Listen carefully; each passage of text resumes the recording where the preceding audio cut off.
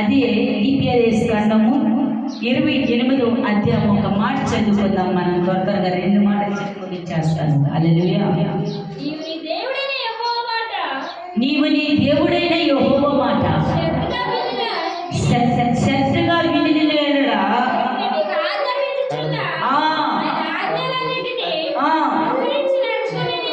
హల్లెలూయా. ఇక్కడ వాక్యం ఏమనుందంటే, నీ దేవుడైన యెహోవా మాట ఎలా వినాలంట? శ్రద్ధగా వినాలంట. దేవుని స్తోత్రం.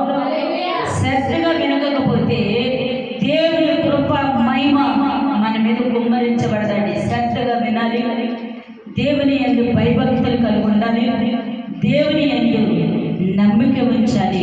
అప్పుడు ఆయన ఇచ్చే కృప దీవులను పొందుకుందురు గాక, ఆయన యందు ఆనందించబడుదురు గాక.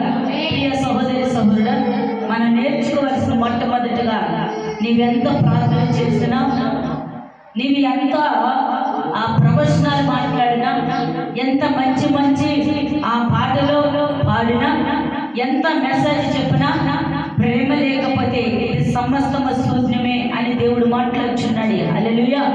మనం కష్టపడి కన్నీరు కాలుతున్నాం, ప్రార్థన చేస్తున్నాం, ఎక్కి పడేస్తున్నాం, రోదన కలుగుతున్నాం, కానీ ఎదటి వ్యక్తిని ప్రేమించకపోతే ఇది వ్యర్థమని ప్రభు చదివిస్తున్నాడు. ఎప్పుడైతే నువ్వు దేవుని యందు ఆయన మాటలు శ్రద్ధగా ఇంట్లో ప్రారంభిస్తావో, ఆయన ఇచ్చే ప్రతి దీవులను కూడా మీరు పొందుకుందురు గాక. ఆమేన్. ప్రియ సహోదరి సోదరుడా, నేను ఒకటే ఆయన మీద భారం వేస్తాను. ప్రభువా, నీ చిత్తాన్ని బట్టి ఇది జరగాలి, నీ చిత్తాన్ని బట్టి ఇది జరగాలి. నేను అనుకున్నాను, ఈ మాసంలోనే ఎట్టి పరిస్థితుల్లో ప్రార్థన పెట్టి అన్నప్పుడు అయ్యగారు అయితే పరిస్థితి బాగోలేదు, మరి ఇప్పుడు పెట్టడం జరగదు కాబట్టి చాలా భారీగా నేను దేవుని నామాన్ని గణపరచాలనుకుంటున్నాను. ఇప్పుడప్పుడే కాదు అన్నారు. కానీ మన తలంతులు వేరు, దేవుని తలంతులు వేరు. ఎందుకంటే అది ఆయన చిత్తమైనదే. హల్లెలూయా. నేను ఎప్పటికీ చెప్తున్నా, నా దగ్గర అయితే ఏమీ లేకపోయినా నా దేవుడు ఆ రోజు సమస్తము సమకూర్చగలుగునుగాక. ఆమేన్. ఆయన ఎందుకంటే నమ్మదగిన వాడు, ఆయన మహిమ కలిగిన వాడు, ఆయన సమస్తము కూడా సమకూర్చగలవాడు. దేవుని స్తోత్రం. హల్లెలూయా. ఈరోజు నీవు నమ్మితే మహిమ చూస్తావు, నీవు నమ్మితే అద్భుతాలు నీ జీవితంలో జరగబడబోతున్నాయి. దేవుని స్తోత్రం. చదువుదాము అదే మాటని DPRS కాండంలోనే.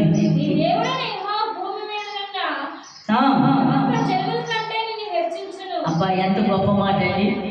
ఈ భూమి మీద ఉన్న సమస్త వాటి కంటే నిన్ను వీక్షింప చేస్తాను. ఎందుకంటే ఆయన మాటను శ్రద్ధగా వినినప్పుడు, ఆయన మాటను బహు జాగ్రత్తగా వినినప్పుడు అందరికంటే నిన్ను ఉన్నవారిగా చేయగలవాడిని. దేవుని స్తోత్రం.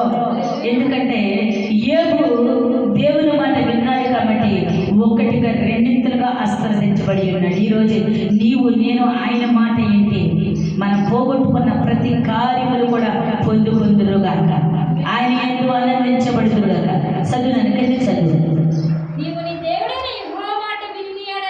నీవు నీ దేవుడైన యెహోవా మాట విని వెడల.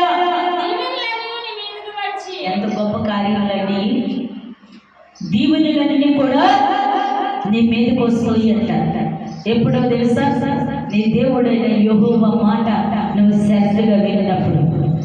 ఆ మాట ఎప్పుడైతే శ్రద్ధ కలిగి వింటామో, ఆయన మాట ఎప్పుడైతే బహు జాగ్రత్తగా వింటామో, ఆయన మాటని ఎప్పుడైతే మనము హృదయపూర్వకంగా అంగీకరిస్తామో, ఆయన ఇచ్చే కృపా దీవెనలు ప్రతి ఒక్కరము పొందుకుందురుగాక.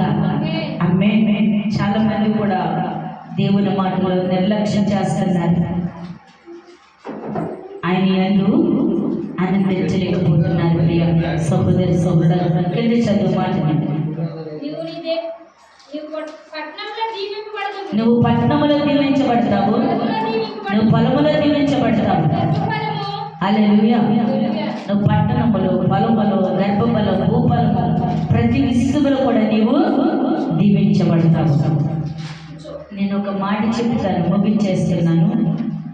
ఎందుకంటే శ్రద్ధ కలిగి దేవుని మాట వినాలి, క్రమముగా దేవుని మందిరంలో మనం కూర్చుంటే ప్రయత్నం చేయాలి. హల్లెలూయా, హల్లెలూయా. ఎప్పుడైతే దేవుని మాటలు మన శ్రద్ధగా చూడండి, క్రమము లేని ప్రార్థన ఎలాంటిదంట? నేనేనే సరే, క్రమము లేని ప్రార్థన వ్యర్థము, వ్యర్థము, వ్యర్థము, సమస్తము కూడా వ్యర్థమే. దేవుని మాటలు వినటానికి, దేవుని మాటలు వినటానికి మార్త అనేకమైన పనులు పెట్టుకున్న మరియ శ్రద్ధ కలిగి ఎన్నదండి. దేవుని స్తోత్రం. అందుకే ఆమె ఆశీర్వదించబడింది, అందుకే ఆమె దీవించబడింది. మనం ఈరోజు ఆయన మాటలు వినలేకపోతున్నాం.